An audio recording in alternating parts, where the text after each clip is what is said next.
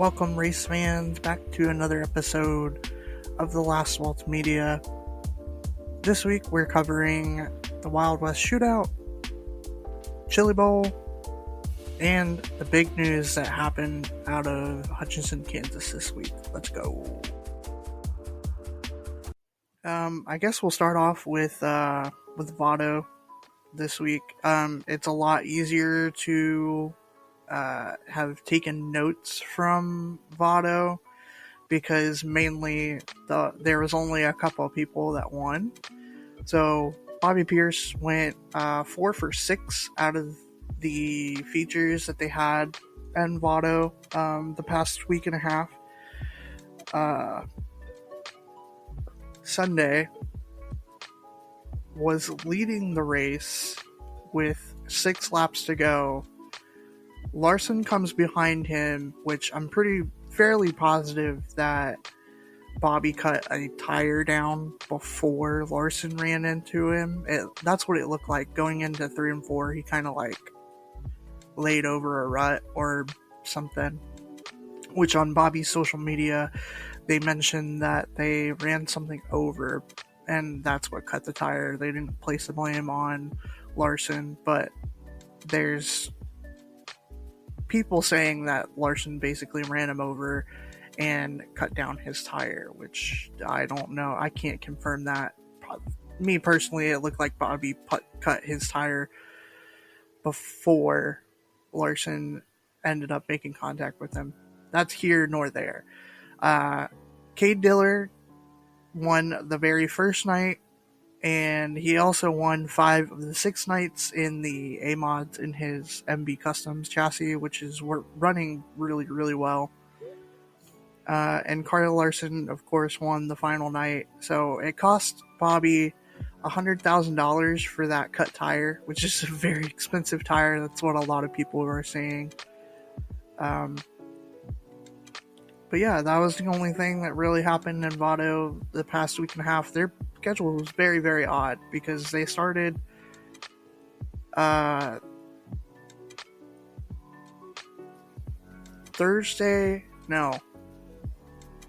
Saturday, then took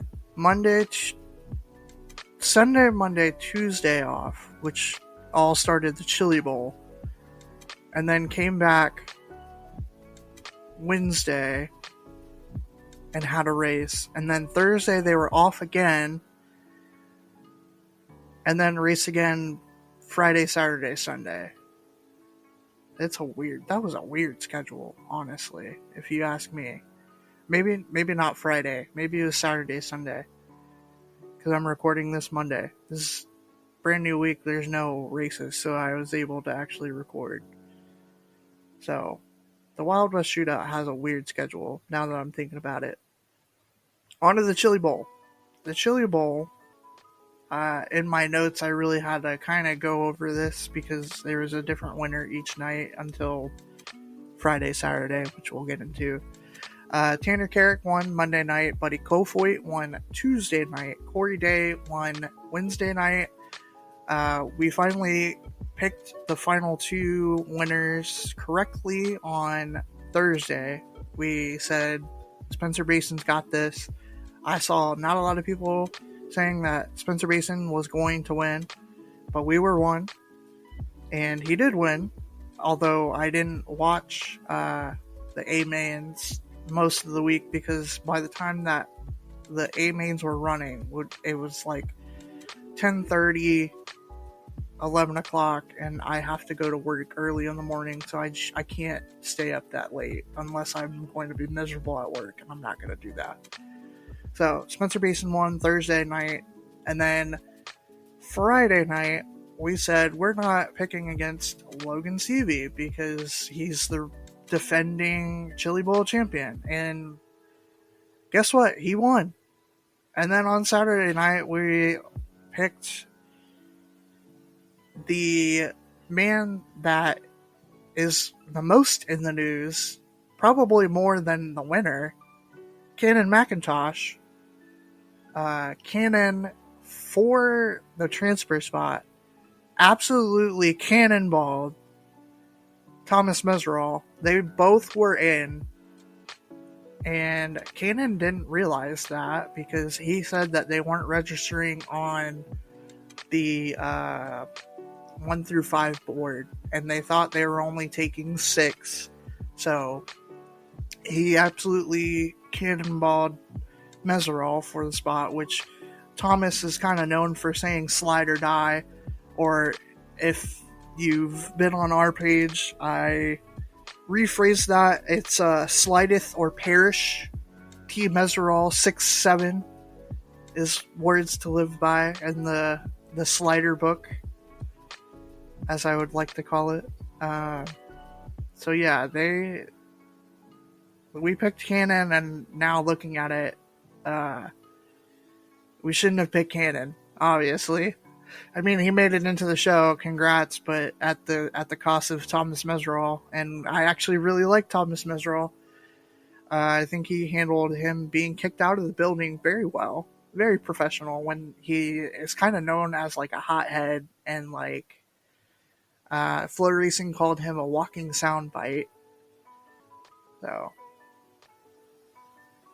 Saturday night, the big winner was Logan Seavey, of course, which the conversation that we have to have now is that Logan Seavey won back-to-back Chili Bowls on a very rubbered up track.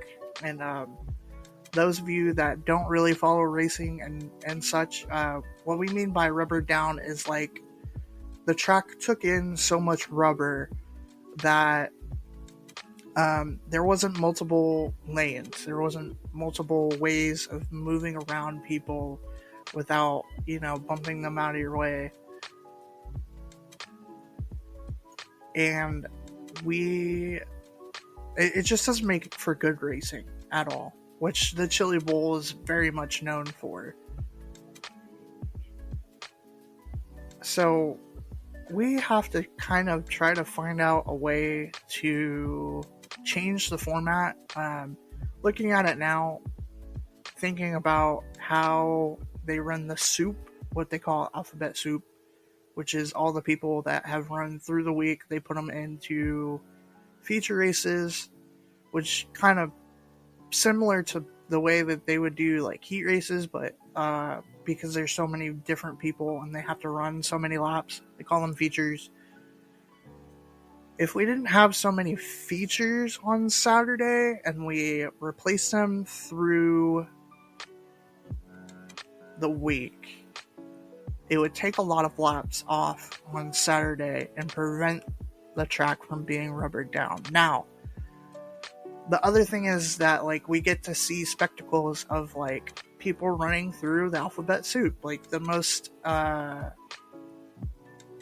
the driver that had the most features on Saturday, I think they said was like 4. And the record, I believe, is like 9 or something close to that, which is astronomical because you have to make it from the back of each feature that you are in. So let's just say you start in the D feature, so you would start very dead last. You would have to make the cutoff, you would have to pass something crazy like 7 cars in order to make it into the next feature, and then you would have to do the same thing to get all the way up to the A. So if we could work something out, I mean, it wouldn't be rubbered down as it is on Saturday. It would make for a much better show, because it's not like they didn't work the track. I mean, they literally said in the opening ceremonies that like they started track work the night before and the guy didn't leave until like 5 a.m. So it's not that they didn't do track work or anything, because they consistently watered the track. They were working the track the whole entire time. But just having that many laps on one surface is just going to lead for it to be like rubbered down. No matter how much you do track work and such.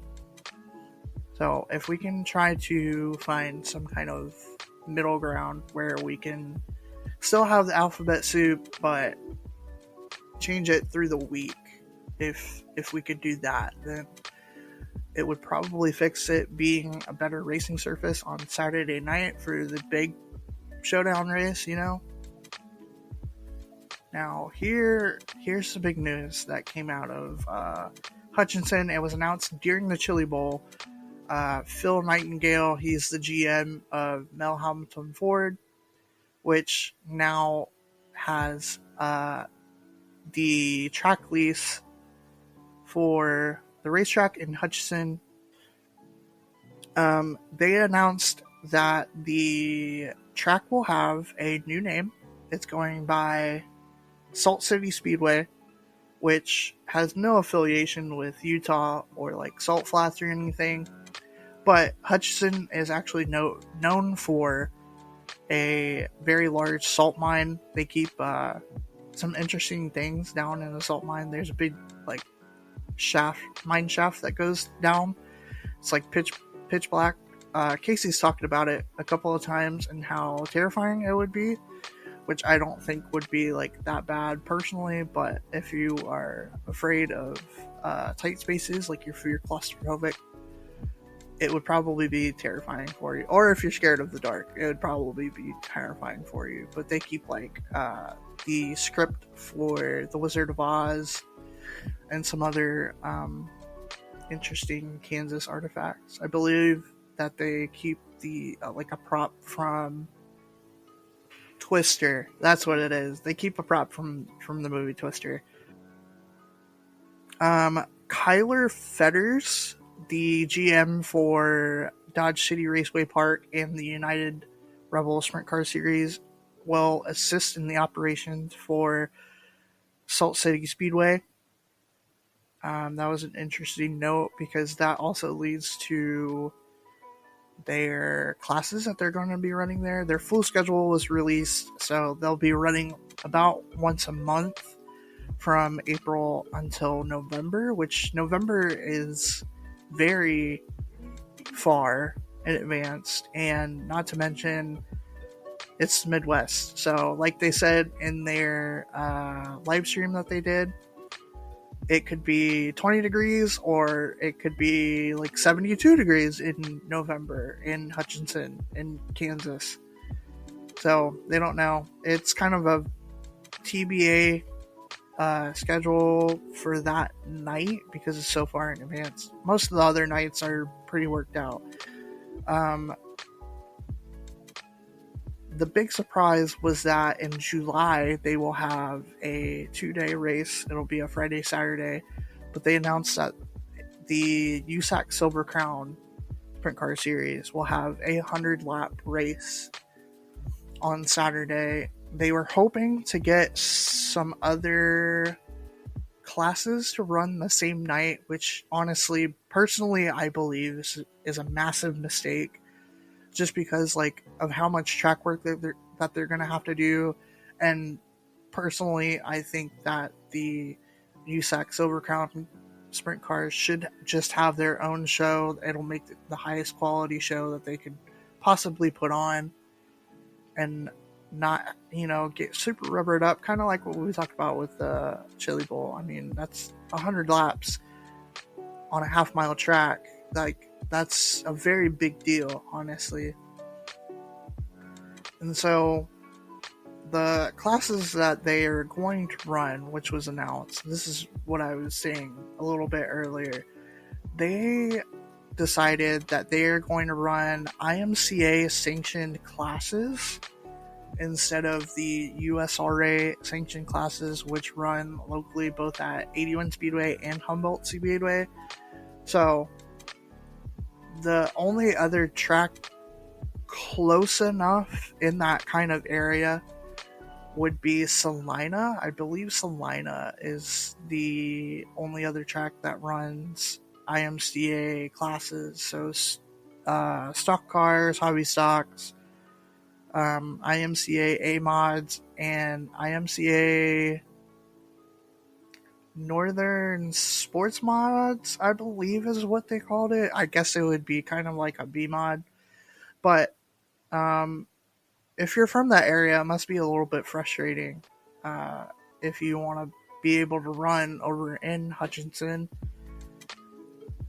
because you would not only have to change your tires, you would have to have IMCA certified parts, I believe.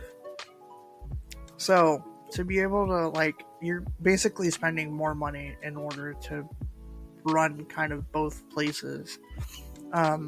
If you are done halfway through the year with USRA, and then I could maybe see the change of running IMCA, but like also like running once per month isn't too bad. I mean, it's really up to the race teams. There are some teams that are just not like excited about not being able to run there without having to make changes, which is understandable. I mean, in this day and age, a lot of the parts and stuff are they're pretty expensive for race teams, coming out of pocket, but even your sponsor's pocket. So it's a little frustrating to hear that, but it also is really nice that we were able to save this track from kind of going away and kind of bring it new life, because it's only been run once a year during the Hutchinson Grand Nationals for a number of years. I think it's been like about 3 years that it's only been run, once per year. So it's nice to see that the track has new life through these sponsors. And then it sounds like Phil Nightingale is planning on having it for the extended future, even though it was only signed for about a year currently. And another interesting thing to note is during their conference, they had, well, not conference, but live stream, they stated that everything is going to be able to be bought online. So your pit passes, general admission will all be able to be bought online, and that's to show that to the fair board exactly how many people are coming in per month.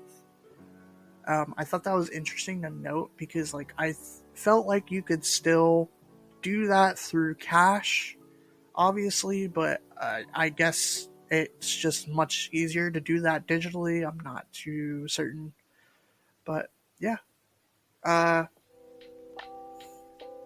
Let me know if we missed any big news besides all that, and we'll see you in the next one.